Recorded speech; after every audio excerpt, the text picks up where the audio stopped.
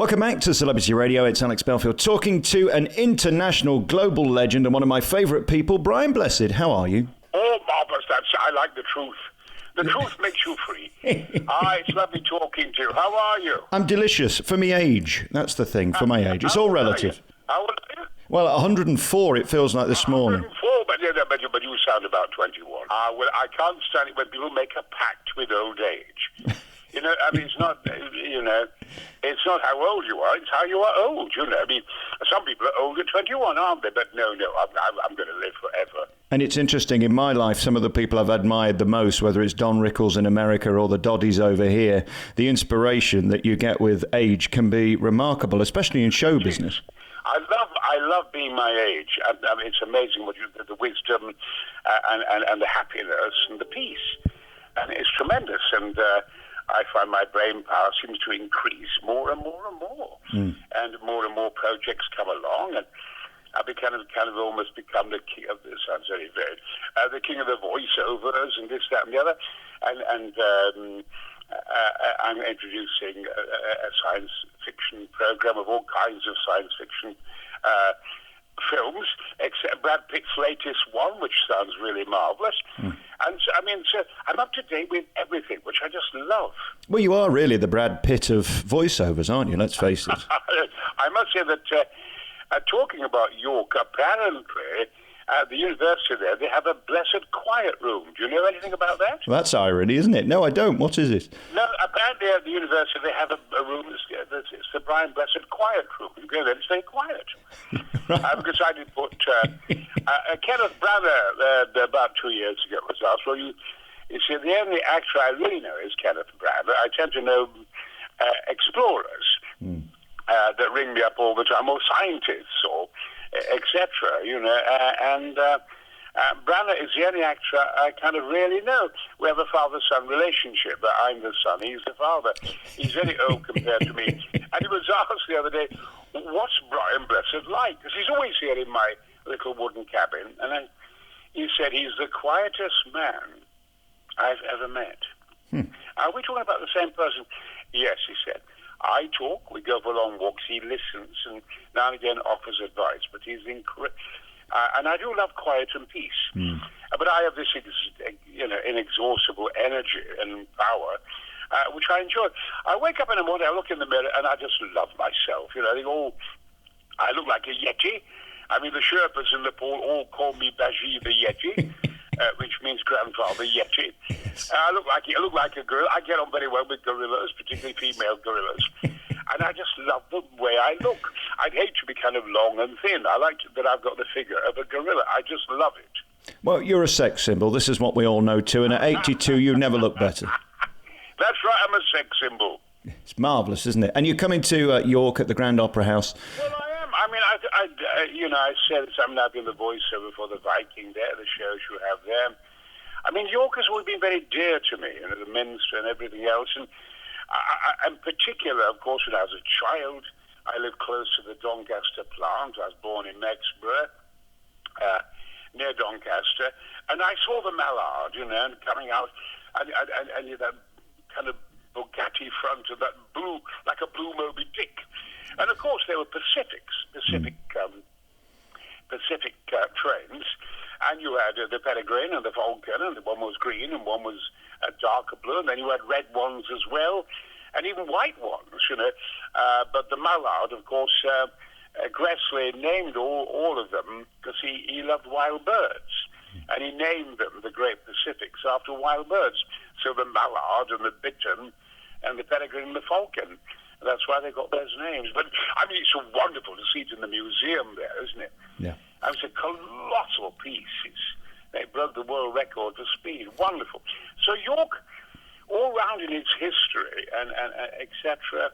I was there years ago doing Peter Pan. I did Captain Hook with marvellous audiences. And I just love York. And I haven't been to York enough, so I'm really looking forward to it. You will be there September 3rd, 7:30 for An Evening with Brian Blessed. September 3rd, 2019, you can see An Evening with Brian Blessed. You mentioned there Panto. Could you be tempted back to play Dick in December? Certainly, yes. I feel, for instance, take the example. I mean, I can't bear cheap pantos, you know, but you'll get certain celebrities walk on as Captain Hook and go, he.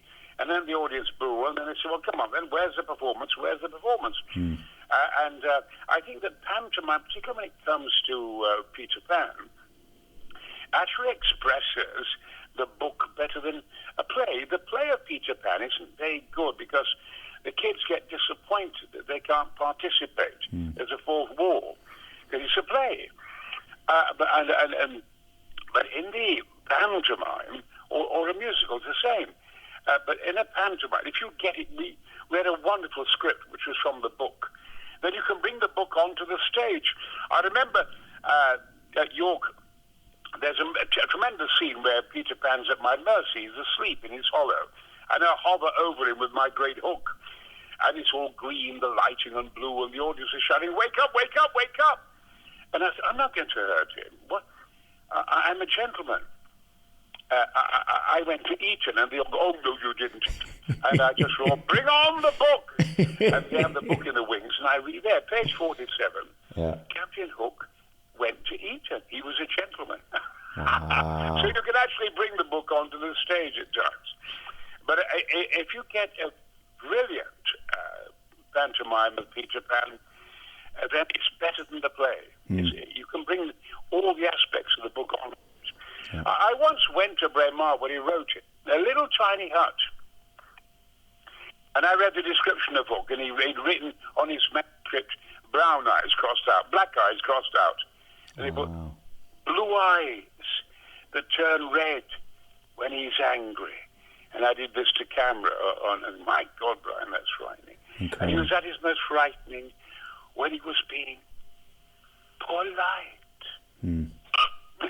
And Long John Silver was very much the same as another part I played, of course, on television years later. The last time we spoke, of course, was a couple of years ago, Brian, and we discovered that we both have the same obsession with our doggies, and we both sleep naked with our Jack Russells. How's that going? Indeed, it got worse.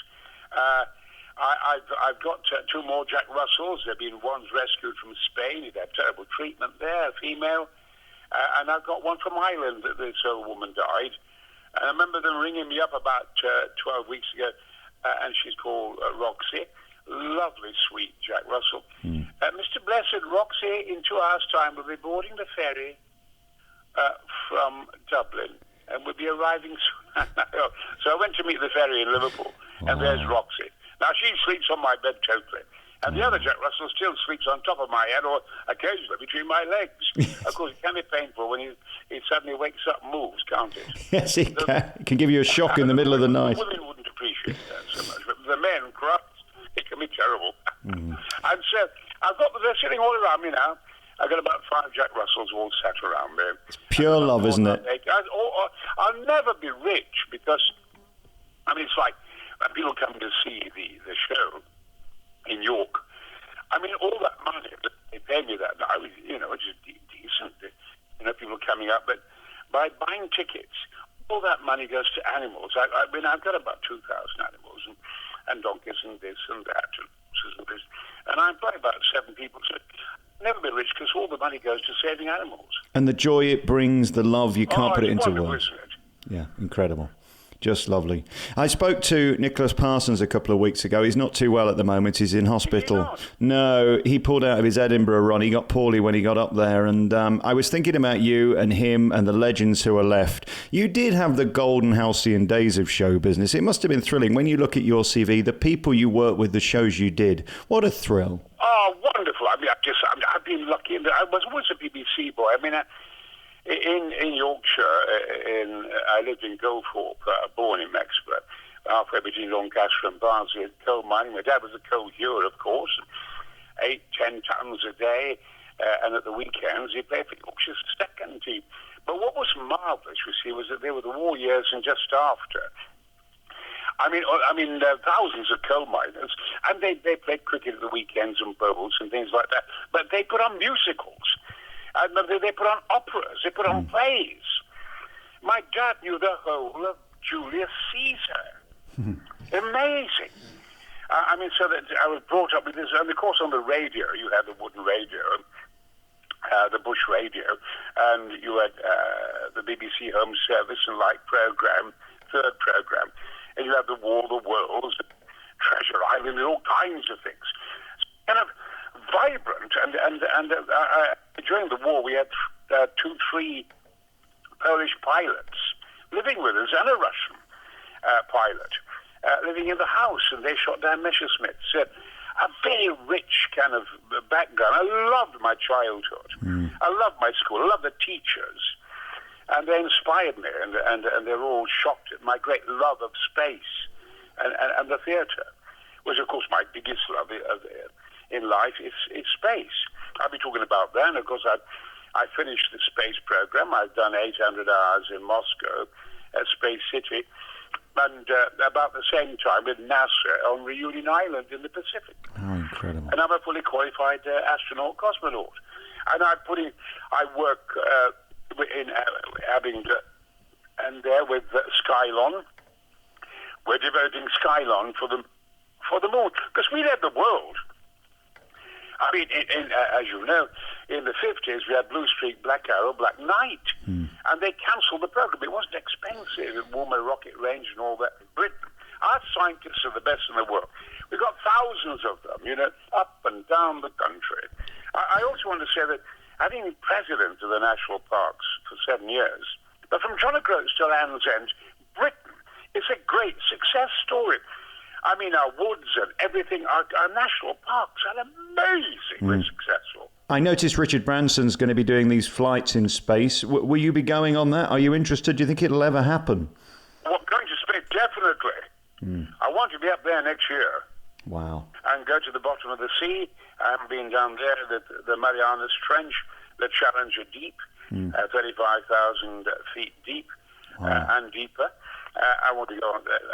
Design's now a big expedition to go down there, and at the same time make money for animals and help save the earth. You see, I was master of ceremonies in 1997 at the Hong Kong handover.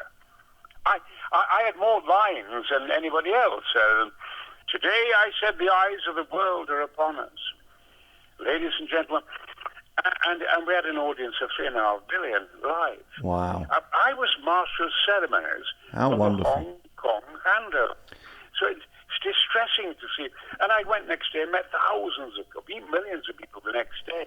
And do you worry about the planet? I know Trump seems not to, and there's other people who seem to be less concerned. Are you constantly worried about what we're doing to ourselves? Trump rules anything. It's the people being the throne, isn't it? I think that, for instance, that China cannot have an industry, cannot have a country, unless it now helps the earth. They can't have big business if the earth is dying. It's the same with America and other places. They can't have a civilization, they can't have industry, unless they look after the earth. And so they're forced to. The Chinese are doing all kinds of giant strides. India is lagging a bit behind, lovely people. Britain is amazing what we do. I think we're leading the way. That and Sweden. And there are marvellous forests. I mean, the Canadians are doing wonderful things. We're going to win. We will turn it. We will turn it. You're optimistic. Absolutely. But we do need to get out into space. We are, we can't remain in the cradle forever. I mean, as I shall be saying to the audience, we are the children of stardust, which we are, yearning for the stars. I thought the Brian Cox program, I could work with him, by the way, in the series, was wonderful. Planets. Astonishing. Wonderful stuff. Incredible. And very finally, on you and your health and wealth and happiness, everything good? Are you well? Yes, I do about 4 or 5 miles a day running. Bench press to between 200 and 300 pounds. Wow. Not out of vanity, so I'm fit for the things I do. How incredible. And of course, last time we talked about romance and you were saying how insatiable you were at 80. Is that still going well in the bedroom? Oh, yes, indeed, yes. I don't need those bloody blue pills. No, for God's sake. I remember my dad when he was 99. I said, how's it possible that to be 99? Be my old man. I'm sure the same, old lad. If the wind catches a woman's skirt, oh my goodness, but I'm not part of the E Club. What's the E Club? When old men sit on benches and watch women going past and go, if only I were younger. I'm not part of the E Club, he said. still bloody do it. How fantastic. You know, It's absolute bollocks. you're No. you're such an inspiration. Ever love. You're fantastic. We love you very much. You're an icon and a national treasure, and you'll be coming to the Grand Opera House. Would you be there, Elsa? I will do, and I'm going to come back and see you. I'd love to. You'll be there on the 3rd of September for an evening with Brian Blessed. We can't wait to see you. We love you very much, Brian. Thank you so much. I love the interview, Alec. You sound marvellous.